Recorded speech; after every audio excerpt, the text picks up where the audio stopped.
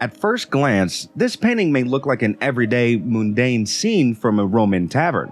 However, the moment you pay more attention to the details, it is anything but. The deadly stare of the cat, the man's tightened grip on the fork, the flies buzzing around the food, the wine decanter, and the contrast in the expressions of the two ladies. They all have a story to tell, and a pretty scandalous one at that. Watch this video till the end to know all about it. The mastermind behind this painting, called In a Roman Osteria, was the Danish artist Carl Bloch. He made this painting as a commission for one of his friends, Moritz Gerson Melchior. This work of art caused quite a stir in the audience when it was first exhibited in 1866, and for good reason. First, let's talk about the artist a bit. Carl Bloch was born in Copenhagen, Denmark in 1834 and had a passion for drawing and painting since he was a child. However, his parents seemed to have other plans for him. They wanted him to become an officer in the Navy, which they considered to be a very dignified profession. Needless to say, Bloch did not share their ambition at all. He wanted to pursue his artistic dreams and become a painter. He studied at the Royal Danish Academy of Art under Wilhelm Marstrand, one of the most famous Danish painters of his time, and produced some of the most notable paintings in his time. The inspiration for this painting in particular came after Bloch visited Italy in 1865 and 1866, where he thoroughly observed the local customs and culture of the people. He was fascinated by the contrast that he saw between the sunny and cheerful atmosphere of the streets and the dark and mysterious interiors of the osterias and taverns. In this painting, we can see 3 customers sitting at a table enjoying a perfectly normal meal, except the fact that their expressions tell us a completely different story. So much more seems to be happening in the details. There is something much more sinister going on. The image is filled with deceptions. First of all, we see that the lady sitting on the left has a large napkin on her head. However, if we pay more attention, we can see that it isn't actually a napkin, but rather a traditional Italian headscarf that was worn as a symbol to indicate when a woman was married. In addition to that, the heavy pearl necklace around her neck further solidifies the statement. So yeah, you're looking at a married woman right there.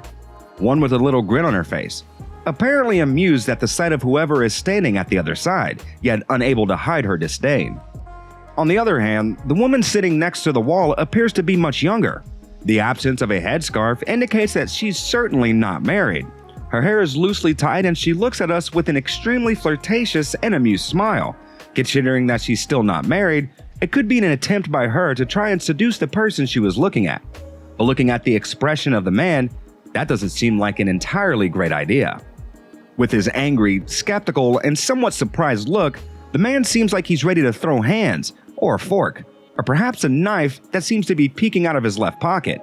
Looks like a violent man, alright. But what was it that has gotten him so infuriated, so ready to attack?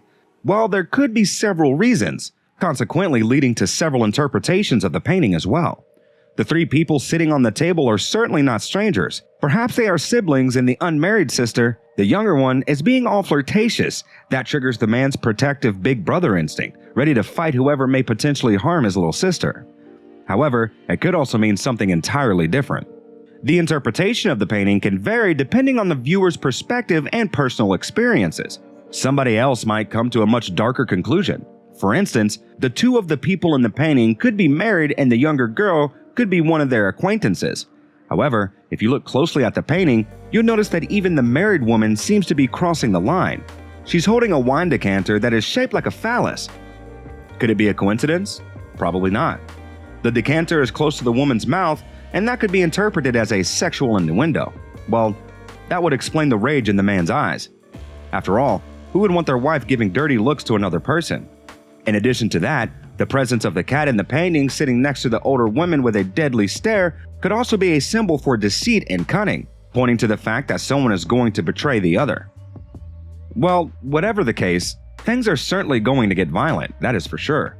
You'd realize that too if you notice how there is a knife and fork on the table, which are very sharp and pointy. They might be representing violence and danger, or the possibility of somebody getting hurt, perhaps even stabbed. Or maybe the trio isn't even in an osteria to eat at all, but instead to keep an eye on whoever they're looking at.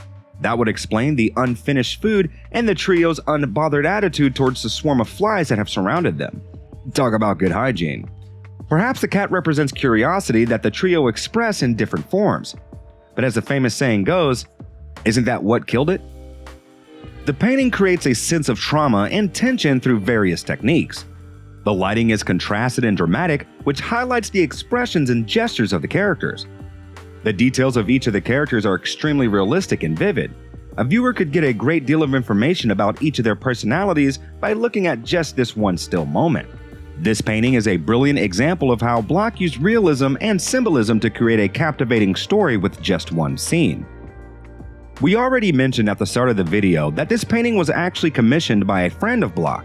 But what a lot of viewers fail to notice is that the friend and the artist himself are both present in the painting as well in the far left corner, although hidden in plain sight thanks to their comparatively less alluring colors. Block painted himself with his back facing toward the viewers, and right across from him we can clearly see Melchior. Melchior was a wealthy businessman and the owner of a trading post that was passed down to him from his father. After admiring William Marstrand's Italian Osteria scene from back in 1847, he commissioned something very similar from his friend upon his return from Italy. The identity of the third person at the table in the back is still uncertain, but some people believe him to be the painter Frederick Christian Lund, who was a very close friend of the two. The reason why Melchior commissioned this painting is still not entirely clear. Was he really just looking for a controversial and saucy painting? Or did he luck out and get more than he ever hoped for? Either way, one thing is for sure. He got a pretty good piece painted just for him, one that was going to be remembered for many, many years to come.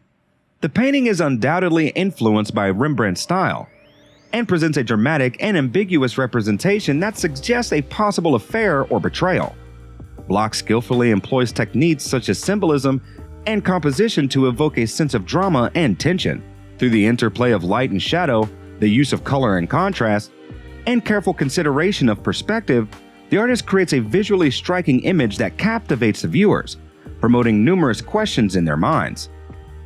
As previously mentioned in the video, within the painting there are several subtle clues and symbols that are strategically placed to hint at a hidden story unfolding behind the scene.